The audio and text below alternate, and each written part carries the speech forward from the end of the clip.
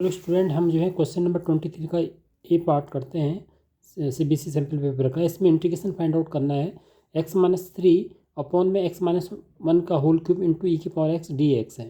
तो इस तरह के क्वेश्चंस को करने से पहले जिसमें ई की पावर x मल्टीप्लाई में होती है, तो आप इसका एक जो है सिंपल सा ये फॉर्मूला याद कर लीजिए कि इसमें अगर कोई फंक्शन आपको एफ एक्स दे रखा है और उसी के साथ जो है प्लस करके उसका डेरिवेटिव भी दे रखा है d/dx एफ डैश एक्स दे दिया हुआ है, और ये पूरा जो है सम जो है दोनों सम ये जो दोनों जो है e की पावर x से मल्टीप्लाई है।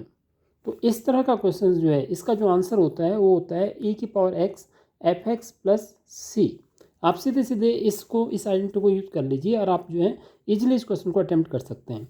इसको शॉर्ट में इस तरह से भी लिखा होता है आपकी बुक में एफ एक्स और d/dx एफ d/dx ही एफ एक्स है, तो d/dx एफ एक्स को जो है एफ डैश एक्स लिखा जाता है।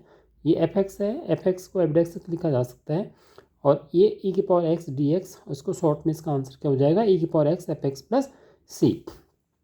अब आपको इस क्वेश्चन में क्या प्रॉब्लम है कि ई की पावर एक्स तो आपको दिखाई दे रहा है, लेकिन एफ एक्स और एफ डेक्स एक्स जो है इसमें नहीं पता चल पा रहे हैं कि एफ एक्स क्या है एफ डेक्स क्या है। तो जैसे ही इस क्वेश्चन में पूरा जो है ब्रैकेट जो है x-1 का होल क्यूब से डिवाइड है, तो आप जो है जो इसका न्यूमरेटर्स है उसको जो है इस तरह से ब्रेक करिए कि उसका एक पार्ट x-1 बन जाए। आपको नीचे से पता चल जाएगा कि इसको आपको जो -3 को जो है आप -1 और -2 लिख दीजिए।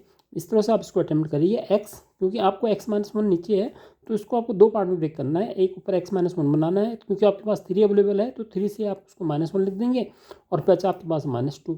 इस तरह से आपने जो है इसको दो पार्ट में ब्रेक कर दिया, उसके अपॉन में जो है x-1 का होल क्यूब आ गया आपके पास, और ये पूरा ब्रैकेट जो है मल्टीप्लाई है ई की पावर x dx से।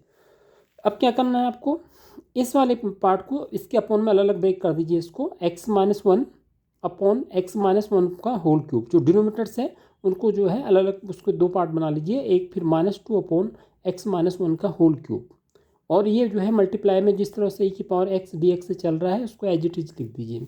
अब यहाँ पे थोड़ी सिंप्लीफाई कर दीजिए, x-1 और नीचे x-1 का होल क्यूब है, तो आप इसको इससे एक बार ये कैंसिल होके जो है x-1 का क्यूब से कैंसिल हो जाएगा, तो x-1 का होल स्क्वायर आ जाएगा, ये -2 अपॉन x-1 का होल क्यूब। इस तरह से ये e की पावर x dx। अब आप इसमें देखिए कि 1 अपॉन x-1 का होल स्क्वायर का डेरिवेटिव आप अलग से करके देखिए, d/dx 1 अपॉन x-1 का होल स्क्वायर, इसको आप इस तरह से लिख सकते हैं d/dx x-1 की पावर -2, और इसमें इसका डेरिवेटिव फाइंड आउट करने के लिए आप इस पर फॉर्मूला लगा दिए d/dx x की पावर n का, जो कि होता है nx n-1।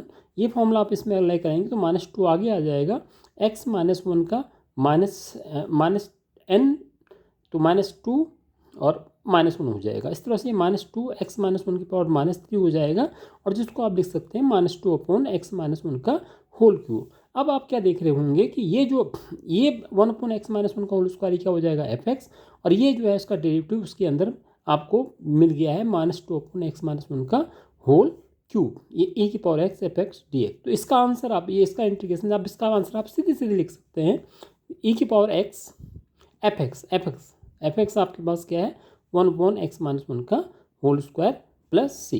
तो इस तरह से जो है ये 2 मार्क्स का क्वेश्चन है, आप सीधे सीधे इस आइडेंटिटी से इस क्वेश्चन को अटेम्प्ट कर सकते हैं। इसमें आपको बाय पार्ट लगाने की भी जरूरत नहीं है, उसे क्वेश्चन बाय पार्ट से भी हो जाता है, लेकिन ये सबसे इजी मेथड्स है, 2 मार्क्स का क्वेश्चन है, तो सीधे सीधे आप इस क्वेश्चन को अटेम्प्ट करिए। और इसी तरह के क्वेश्चन जो हैं जो कि आपकी जो है एनसीईआरटी बुक में दिए हैं, जिनको मैं एक्सप्लेन करने की कोशिश कर रहा हूँ, जो कि आपकी रिवीजन और ज़्यादा से ज़्यादा हो जाए। एक क्वेश्चन जो है एग्जाम्पल 22 है, e की power x tan inverse x plus 1/1 plus x square. यहाँ डेरिवेटिव जो है tan इनवर्स x का d/dx जो सीधे सीधे 1/1 प्लस एक्स स्क्वायर होता है। आप इस आइडेंटिटी को लगा दीजिए, और इस आइडेंटिटी को लगाने के बाद इसके आंसर जो है ex tan इनवर्स x आ जाएगा। यहाँ पर देखिए ex tan इनवर्स x आ जाएगा। इसका जो सेकेंड पार्ट है ये थोड़ी टफ है, लेकिन इसमें भी जो है यहाँ पर थोड़ी सी जो है नीचे x+1 का होल स्क्वायर दिया हुआ है, ऊपर x² + 1 दिया हुआ है, तो यहाँ पे जो है क्योंकि ऊपर नीचे जो है x की पावर 1 है, ऊपर x² है, तो आप ऊपर जो है -1 और +1 कर लीजिए। इस तरह से -1 +1 करके इस क्वेश्चन को अटैम्प्ट करिए, फिर x² -1 को अलग पार्ट में ब्रेक कर लीजिए, तब फिर आपको जो एफ एक्स मिलेगा x-1 अपॉन x+1 मिल जाएगा, और इसका आप डेरिवेटिव निकालेंगे तो ये निकल के आ जाएगा। तो इस तरह से आप इस क्वेश्चन को भी अटैम्प्ट कर सकते हैं, जो कि आपके जो है एनसीईआरटी जो बेस्ड जो क्वेश्चन हैं उनको मैं उसमें आपको दोबारा से रिवीजन कराने की कोशिश कर रहा हूँ। और इसी तरह से आप एक्सरसाइज से क्वेश्चन नंबर 18 जो देखते ही देखते आप इसका आंसर दे सकते हैं F x plus F dash x, यानी एफ एक्स आपका साइन एक्स है तो इसका आंसर ई एक्स साइन एक्स आ जाएगा। आपको आइडेंटिटी लिखनी है इस तरह। और क्वेश्चन नंबर 13 जो है इसमें भी आप 17 क्वेश्चन को भी आप अटैम्प्ट कर सकते हैं इसी तरह से। इसमें आपको नीचे +1 + एक्स दे रहे हो तो इसमें एक्स के साथ +1 ऐड करिए, -1 करिए, फिर 1 + एक्स को अलग ब्रेक करा लीजिए, ये आंसर आ जाएगा। 19 क्वेश्चन सीधे सीधे है 1/x - 1/x², तो इसमें x⁴ का डेरिवेटिव ये होता है तो इसका आंसर जो है e⁴x 1/x हो जाएगा। तो इसी तरह से जो है इसमें 24 क्वेश्चंस भी इस पे बेस्ड है। sec x को अंदर मल्टीप्लाई कर दीजिए sec x + sec x tan x, तो sec x का derivative sec x tan x होता है तो इसका आंसर जो है e⁴x sec x + c आ जाएगा।